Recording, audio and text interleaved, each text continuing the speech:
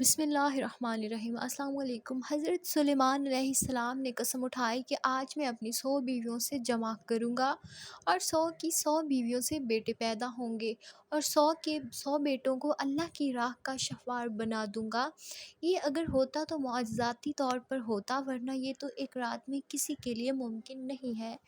سلیمان علیہ السلام کے بارے میں صحیح بخاری میں آتا ہے اور قرآن میں بھی یہ واقعہ موجود ہے کہ وہ اللہ کی راہ میں جہاد کرتے تھے، تو جہاد میں گھوڑوں کی جنگ کی ساری چیزوں کی ضرورت ہوتی ہے۔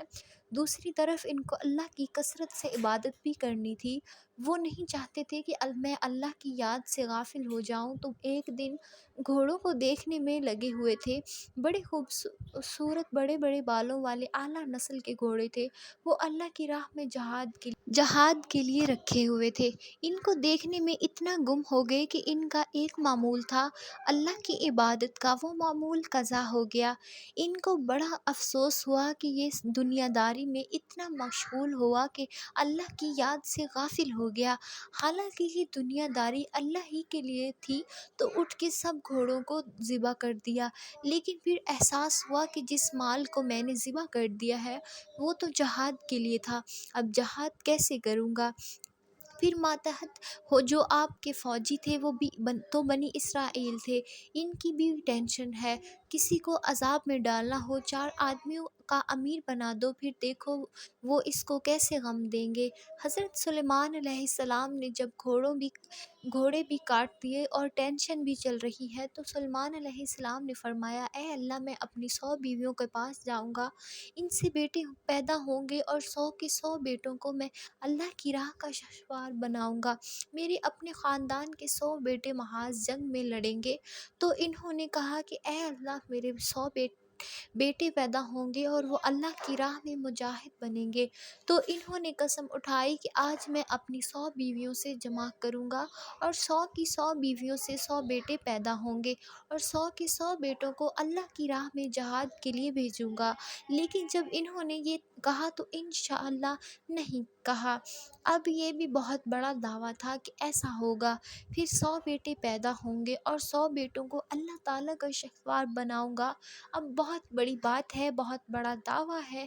کسی نے کہا ہے کہ انشاءاللہ کہتے، مگر وہ انشاءاللہ کہنا بھول گئے۔ تو 100 بیویاں بھی تھیں، یہاں تک بھی اللہ کی قدرت ہے، لیکن بچہ صرف ایک کے ہاں پیدا ہوا اور وہ بھی معذور۔ ان کی جو بادشاہت کی کرسی تھی، اس پہ دائیں نے لا کے بچہ دیا اور وہ بھی معذور تھا۔ تو اس وقت سلیمان علیہ السلام کو خیال ہوا کہ مجھ سے کوئی غلطی یا اللہ کی طرف سے کچھ سزا ملی ہے۔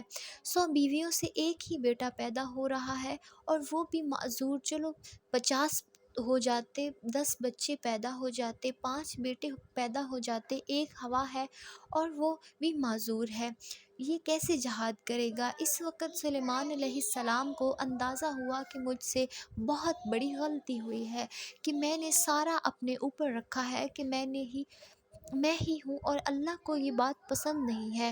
تو فوراً سجدے میں گر گئے اور اللہ سے توبہ استغفار کی۔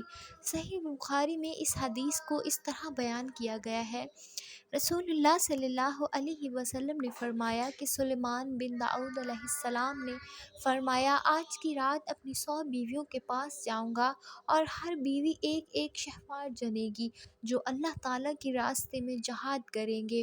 ان کے ساتھی نے کہا کہ انشاءاللہ بھی کہہ لیجئے، لیکن انہوں نے انشاءاللہ نہیں کہا، چنانچہ صرف ایک بیوی حاملہ ہوئی اور ان کے بھی آدھا بچہ پیدا ہوا۔ اس ذات کی قسم جس کے ہاتھ میں محمد صلی اللہ علیہ وسلم کی جان ہے، اگر سلیمان علیہ السلام اس وقت انشاءاللہ کہہ لیتے تو تمام بیویاں حاملہ ہوتیں اور سب کے یہاں ایسے شہسوار بچے پیدا ہوتے جو اللہ کے راستے میں جہاد کرتے۔ رسول اللہ صلی اللہ علیہ وسلم نے فرمایا، 2 عورتیں تھیں اور ان کے ساتھ ان کے 2 بچے بھی تھے۔ پھر بھیڑیا آیا اور ایک بچے کو اٹھا کر لے گیا۔ اس نے اپنی ساتھی عورت سے کہا کہ بھیڑیا تیرے بچے کو لے گیا ہے۔ دوسری عورت نے کہا وہ تو تیرا بچہ لے گیا۔ وہ دونوں عورتیں اپنا مقدمہ داؤد علیہ السلام کے پاس لائیں تو آپ نے فیصلہ بڑی کے حق میں کر دیا۔ وہ دونوں نکل کر سلیمان بن داؤد علیہ السلام کے پاس گئیں اور انہیں واقعے کی اطلاع دی۔